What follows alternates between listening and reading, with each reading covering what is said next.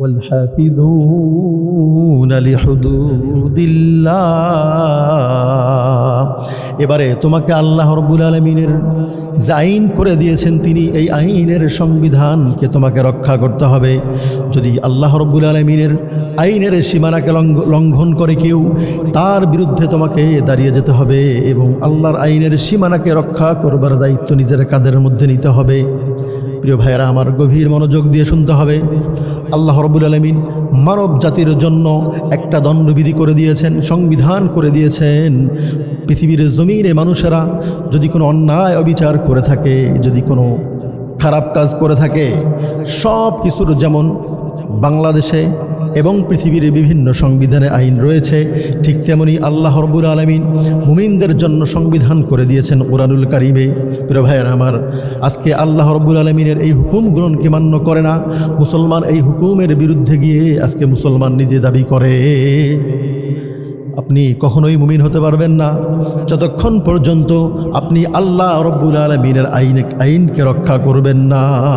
কোরআনুল কারীমে প্রত্যেকটা শাস্তি বলা হয়েছে, প্রত্যেকটা অপরাধের বিধান আল্লাহ তাআলা করে দিয়েছেন। যেমন কোরআনুল কারীমে বলা হয়েছে, পৃথিবীর জমিনে কোনো মানুষ যদি চুরি করে, আল্লাহ তাআলা বলেন আস-সারিকু ওয়াস-সারিকাতু ফাকতাউ আইদিয়াহুমা জাযাআম বিমা কাসাবা নাকালাম মিনাল্লাহ।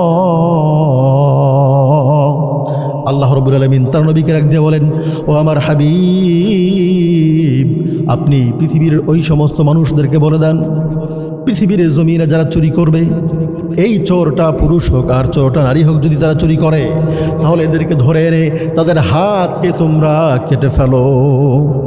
আজকে বাংলার জমিনে যদি কোনো মানুষ চুরি করে, এই চোরদের কোনো বিচার হয় না।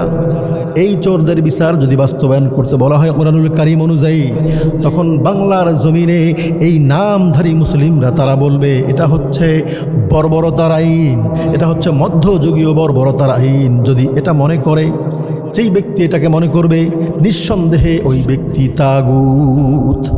প্রিয় ভাইয়েরা আমার, আল্লাহর নবীর জামানায় মক্কা বিজয় হয়ে যাওয়ার 3 দিন পরে একজন ব্যক্তি চুরি করলেন।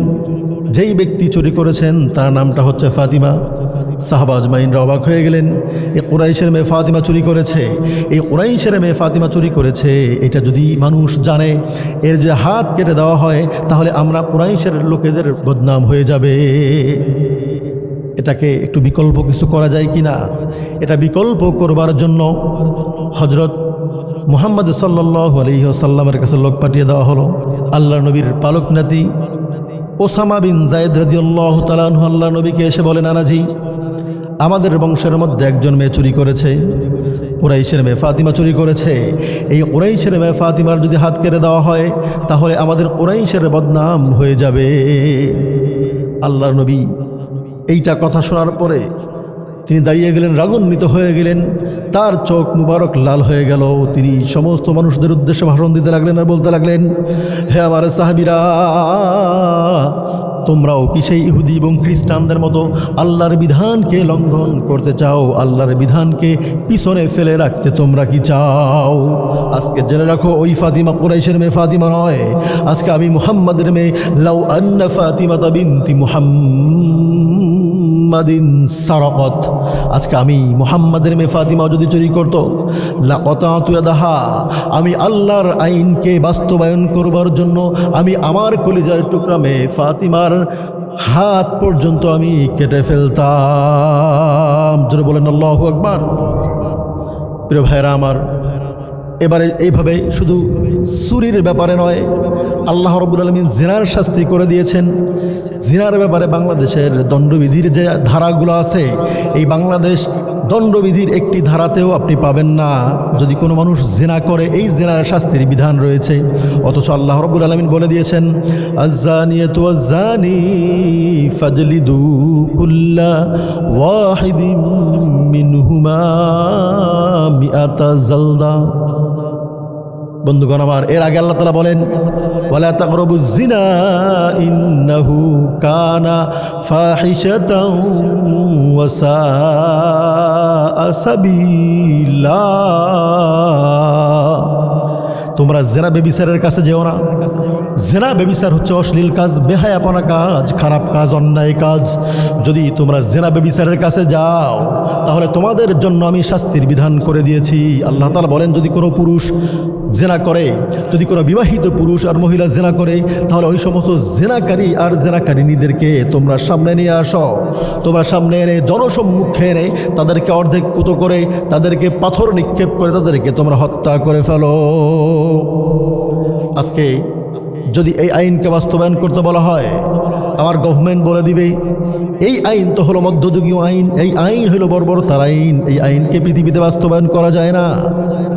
আজকে তারা আইন করে দিল, আল্লাহর বিপক্ষে দাঁড়িয়ে তারা আইন করে দিল, যদি কোনো জেনাকারী আর জেনাকারিনী যদি তাদের সম্মতিতে একসঙ্গে লিভ টুগেদার করে, একসঙ্গে জেনা করে, যদি তাদের সম্মতি থাকে, তাহলে এর কোনো বিচার হতে পারে না। প্রিয় বন্ধুগণ, আমার গভীর মনোযোগ দিতে হবে। এই আইন শুধু এতটুকুই নয়, এভাবে সুদের ব্যাপারে আল্লাহ তাআলা বলে দিয়েছেন, فإن لم تفعلوا فأذنوا بحرب من الله ورسوله। আর এক জায়গার মধ্যে আল্লাহ তাআলা বলেন, ইয়া আইয়ুহাল্লাযীনা আমানু ইত্তাকুল্লাহা ওয়া যারু মা বাকিয়া মিনার রিবা ইন কুনতুম মুমিনিন। আল্লাহ রাব্বুল আলামিন তার নবীকে ডাক দিয়ে বলেন, ও আমার হাবিব, আপনি আপনার উম্মতদেরকে বলে দেন, তোমরা যদি তাকওয়া অর্জন করে থাকো, ইতিপূর্বে তোমাদের যে সুদ আছে, মা বাকিয়া মিনার রিবা, তোমাদের বকেয়া যে সুদগুলো আছে, এই সুদগুলো তোমরা পরহেজ করো। যদি এই সুদ তোমরা পরহেজ করো, আল্লাহ রাব্বুল আলামিন তোমাদেরকে মাফ করে দিবেন।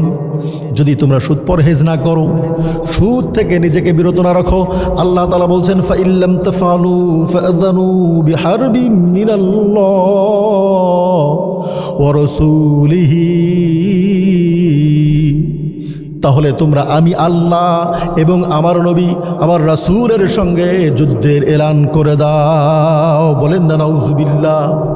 প্রিয় ভাইয়েরা আমার, আজকে বাংলার জমিনে এই আইনকে যদি বাস্তবায়ন করতে বলা হয়, সুদ বন্ধ করে দেন, বাংলার জমিনে এই আইন তো মানা দূরের কথা, আল্লাহর আইনের বিকল্প বিরুদ্ধে তারা আইন তৈরি করলো। কোনো মানুষের যদি লাইসেন্স থাকে, এই লাইসেন্স দিয়ে মানুষেরা নিজেই সুদ খেতে পারবে, সুদ দিতে পারবে, সুদ নিতে পারবে, সুদের কোম্পানি খুলতে পারবে, সুদের এনজিও খুলতে পারবে, সুদের ব্যাংক খুলতে পারবে।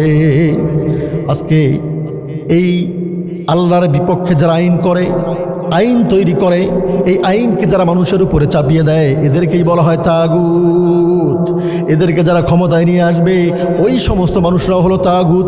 এদের তো ঈমান নেই, এরা হয়ে গেছে মুরতাদ। প্রিয় ভাইয়েরা আমার, গভীর মনোযোগ দিয়ে শুনতে হবে। আজকে বাংলার সংবিধানের কোনো আইনকে যদি অমান্য করেন, আপনাকে বলা হবে আপনি বাংলাদেশের, আপনি রাষ্ট্রদ্রোহী, আপনি বাংলাদ্রোহী, আপনাকে বলে ঘোষণা করা হবে। কিন্তু আমার আল্লাহ রাব্বুল আলামিন কোরআনুল কারীমে এই বিধানগুলো তৈরি করে দিলেন। আল্লাহ রাব্বুল আলামিন দণ্ডবিধি তৈরি করে দিলেন। এই দণ্ডবিধি যদি আপনি না মানেন, এর বিকল্প আইন যদি তৈরি করেন, তাহলে আপনাকে আল্লাহ রাব্বুল আলামিনের ভাষায় আপনাকে আমি বলতে বাধ্য হচ্ছি, আপনি হলেন আল্লাহদ্রোহী। আপনি মনে রাখবেন, আল্লাহ তাআলা সব কিছু ক্ষমা করতে পারে। যারা আল্লাহর সঙ্গে দ্রোহ করে, যারা আল্লাহর সঙ্গে যুদ্ধের এলান করে, আল্লাহ রাব্বুল আলামিন তাদেরকে কখনোই ক্ষমা করতে পারে না।